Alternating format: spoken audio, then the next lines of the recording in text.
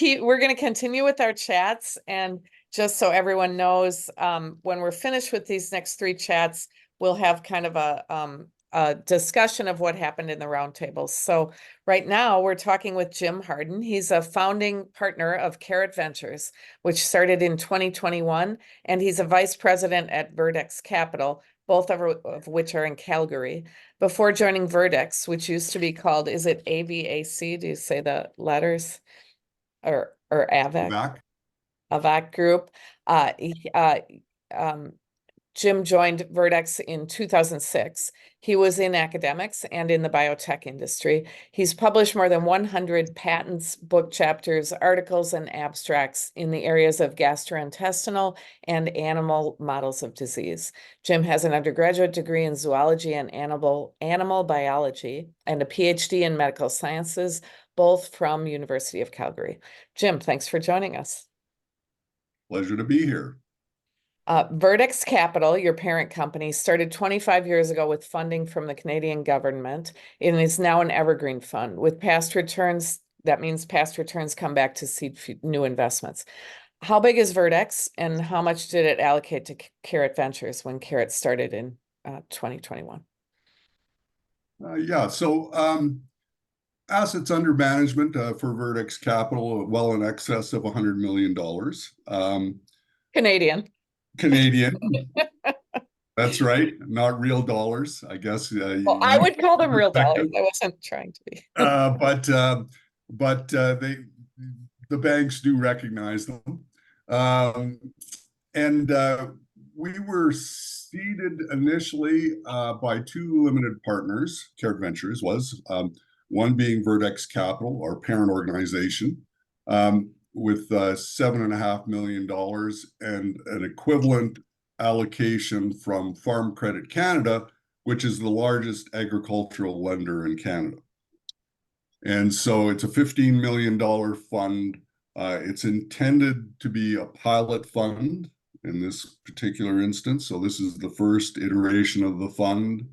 And our plan is, of course, to scale it up with a second fund being launched in a year or two. So Carrot Ventures is a unique venture studio. It focuses on early stage ag tech food technologies. You seek out technologies and build businesses around them. So where do you look for these technologies, and what kind of technologies are you looking for? Yeah, so our model was built based on our past learnings. So we, as Verdex Capital, we been investing in agricultural technology since 1998. So we have a fair amount of experience in the space. We invested primarily very early stage technical founders. And so a lot of those lessons came to building out our model. As to where we get the technology, there's really three buckets. One is technology that's in an existing company where it's not a core asset. So it's technology that's been developed or acquired, and for whatever reason, it's not core to the business opportunity. And so they're looking to monetize that or get value for that technology. So, and a good example of that is the company we'll discuss shortly as part of this discussion. And then the second is being universities, of course. Universities generate a tremendous amount of intellectual property. So that is a key target of ours. And then the final category would be, the private inventor, the person that just has a concept, builds a basic opportunity technology, but is looking then for help to move it forward. So just because we have a lot of universities in the audience, this is a little bit inside baseball, but Canadian universities are a lot more apt to assign technologies to you, while the US universities, because of the Bayh-Dole Act, want to license them to you. You have found some US universities that are willing to work around that licensing idea and assign technology in exchange for equity, right? Mhm. Yes. Okay, so to be specific, one university that we've had that discussion with, we've had discussion with a few others that have indicated that it's that they understand that it's achievable, but it does take a fair amount of effort on the part of the institution. And really only one has indicated that they're prepared to go to that extent. And as you indicated, it's primarily due to the Bayh-Dole Act, which restricts the way in which universities can commercialize technology arising from federal funding. In Canada, that dynamic does not exist. But regardless, there's still a desire here as well to license technology rather than assign it. Well, And there, oh, go ahead. well, there's specific reasons for that. And the big one being is that um,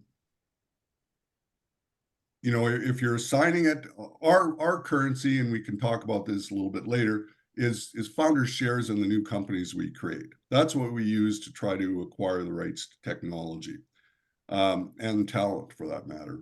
And that presents a challenge for universities because a lot of universities don't really are are not comfortable handling equity in startups. They don't have anybody, in the organization that has experience with managing equity. And so it doesn't fit their model as well as, just straight up licensing payments and cash payments and things of that nature. Okay, well, I just wanted to bring that up because there may be some universities that want to follow up with you on that. I mean, obviously what they're weighing is the payments now versus getting something out into the market and, having some people with expertise build a company around it. So let's talk about that. Once you've chosen a company, how do you go about building the business? I mean, I'm sorry, once you've chosen a technology, how do you go about building the business? Right. So that's the first aspect is we secure the rights to the technology. And so there's a whole due diligence process that identifies those opportunities.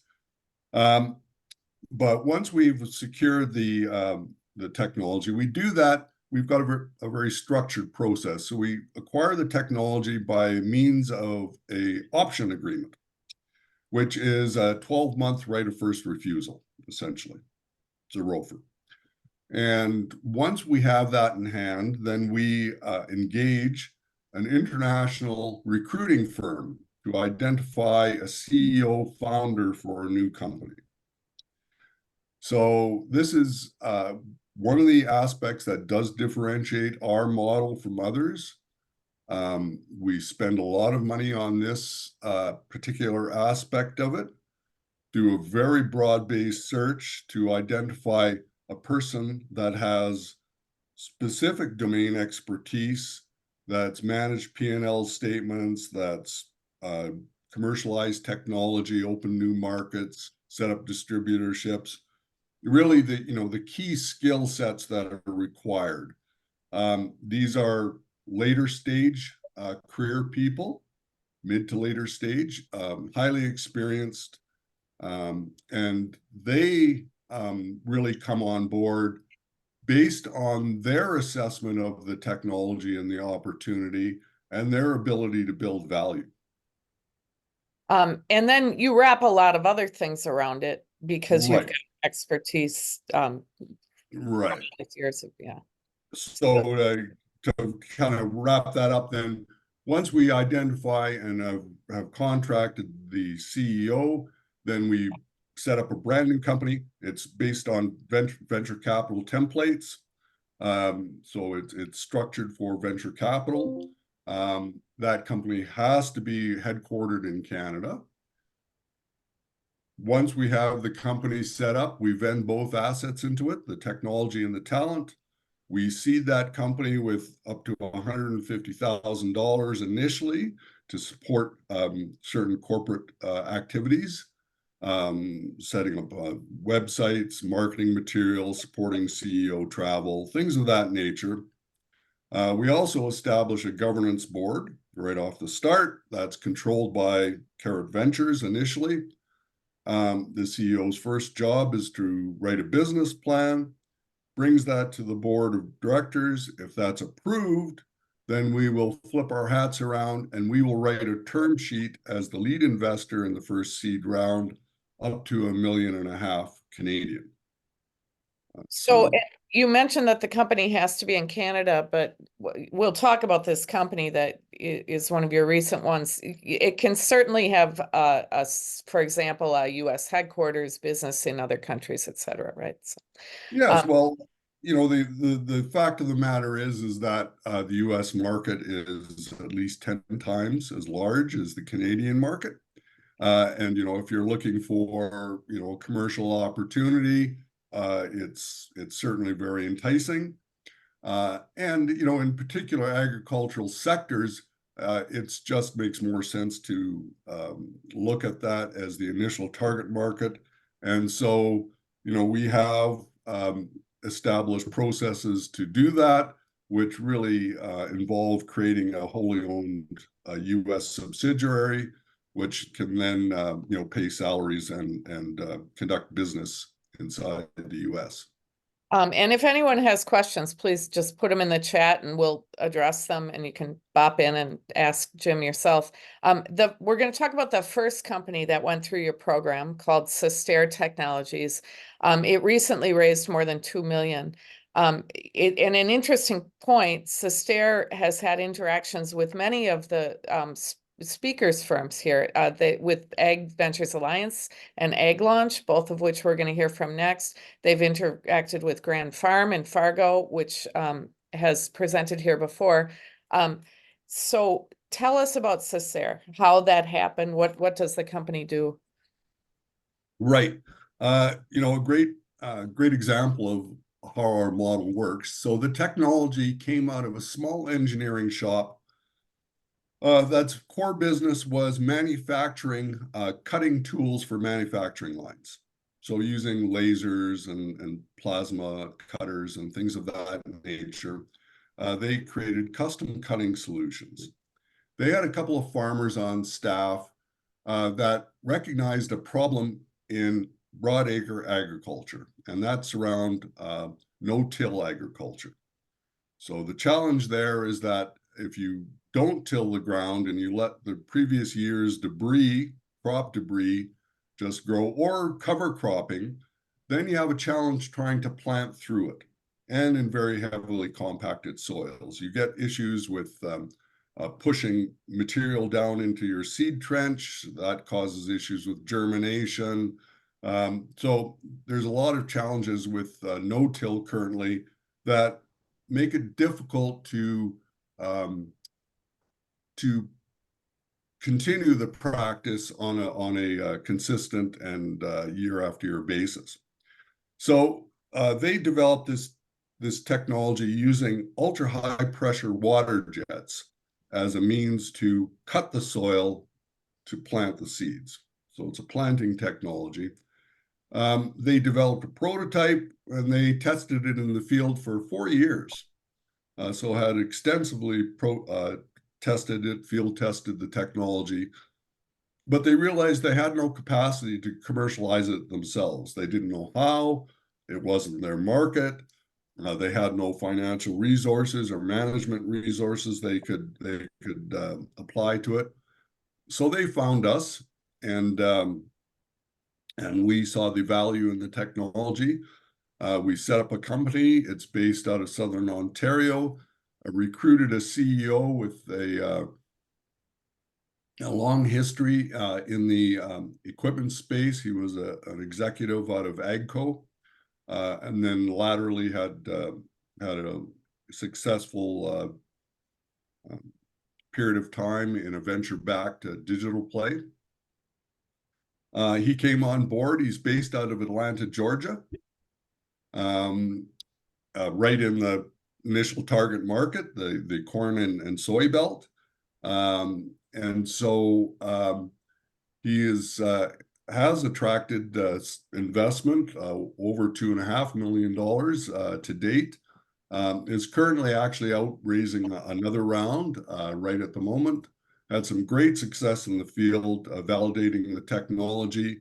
You're right. A couple of the players on the program today have interacted with them.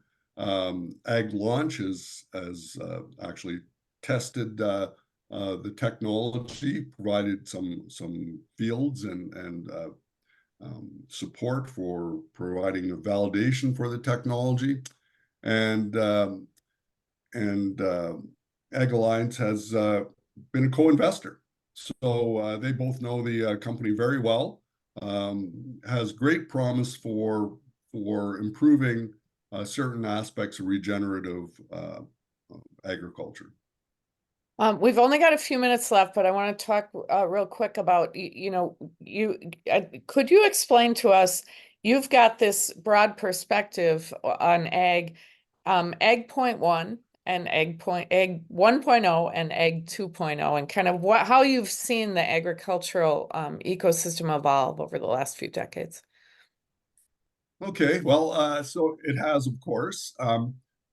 Agricultural technology or ag tech is a relatively new category in the space. Really started kind of in the mid 2000s, and really, when agricultural technology used to be considered largely value-added agriculture. So where you take a primary output and you'd modify it to create a product that had additional value and you'd sell that into the market. And of course, there always was the standard, tractors and the fertilizers and whatnot, but they were really iterating on, existing practices. Then came along Ag 1.0, as people with scars in the space describe it. And it was really the first wave of digital technologies. So these were precision technologies designed to, improve efficiency on the farm through a variety of mechanisms. The most well-known would be precision application of inputs into farms, but a variety of various sort of digital technologies. And farmers were really excited at first. They thought this is great. They loved all the maps and the colors and all the data and everything was really interesting. But what they found pretty quickly, and farmers are very practical people, was that they weren't getting much value from it because it was just a lot of data, and it really wasn't driving profitability or efficiencies on their farms. So that was kind of a real challenge for ag tech at the time. Market penetration of technology slowed substantially. There was a bunch of failures, and a certain amount of mistrust that was generated on this part of the farming community, as far as the promise of these technologies, over-promising, under-delivering. Then we come to Ag 2.0, and that kind of came around 2015 as, the innovation community around ag tech started to really absorb those lessons. And, the kind of the core tenet became to deliver actionable data. So data that farmers could actually do something with and respond to, and it would improve, operations on their farm. So that's where we are today. And, there has been a significant improvement in the type of, value that farmers are getting from the technology, and you're seeing a greater amount of adoption in the space. Now, there's still a lot of noise in the space, and so that messaging can get a little muddy at times, but there is an increasing amount of adoption as that technology gets validated. So great perspective on where we are today. So thank you so much for sharing the story of Carrot Ventures, and we'll end it with that. Thanks, Jim. Great, thank you. Pleasure.